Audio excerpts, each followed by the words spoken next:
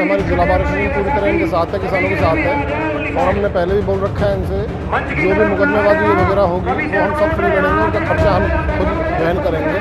विधायक जी सुन लो, हमारी लिफ्ट को आए यहाँ पे पलवल में डीसी ऑफिस में हो गए 7 दिन हो गया है, वो लिफ्ट लगने में नहीं आ रही है। पलवल बार एसोसिएशन के चुनाव एक बार फिर से आ खड़े हुए हैं।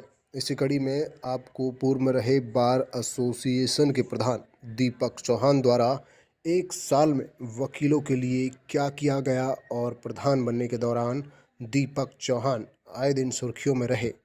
दीपक चौहान द्वारा पार्किंग विवाद में वकीलों की तरफ से फतह का झंडा लहराया था।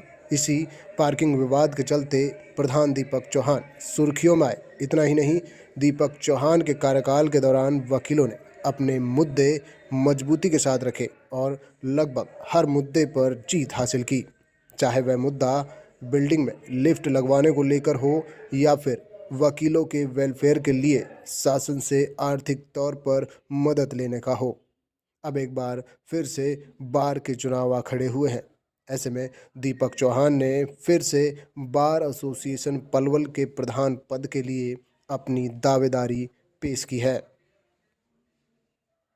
उनका कहना है कि उनके द्वारा किए गए बीते कार्यकाल में कामों को लेकर सभी अधिवक्ता उनके साथ मजबूती के साथ खड़े हुए हैं।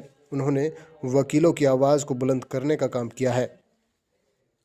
उनके कार्यकाल के दौरान हुए कार्यों को लेकर अधिवक्ता उन्हें एक बार फिर से बार एसोसिएशन का प्रधान बनाने का काम करेंगे। हमारे बार एसोसिएशन का चुनाव है जिसमें हम 3 लोग प्रेसिडेंट पे फाइट कर रहे हैं, दीपक चौहान, सुनील डागर और एक हमारे हैं चरण सिंह रावत जी।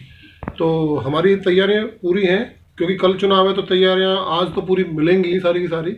पहले भी हमारे जो मुद्दे रहे हैं, हमने अपने वकीलों के लिए फुल अपनी ताकत लगाई है कि वकीलों का मान सम्मान बढ़े और जहां भी वकील साथियों को हमारी ज़रूरत पड़े वहां हम वकील साथियों के साथ रहें।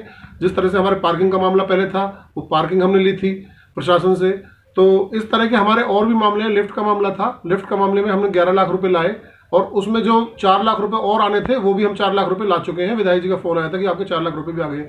इसी तरह से हम आगे बढ़ते हुए अगर हम प्रधान बनते हैं फिर दोबारा से इसी उसमें क्रम में चलेंगे, वकीलों के वेलफेयर में काम करेंगे और जिस तरह से पहले किया है उससे और ज़्यादा। इस तरह से हमने हमारे 3 लिफ्ट लगनी है, 1 लिफ्ट के पैसे हम ला चुके हैं सरकार से, 2 लिफ्ट और बाकी हैं। उन लिफ्टों के लिए भी हम दोनों लिफ्टों के लिए लाएंगे पैसे। और एक हमारा सोलर पैनल ऊपर लगवाने का अगला प्लान है कि छत के ऊपर सोलर पैनल लगवाएंगे 200-250 किलोवाट का।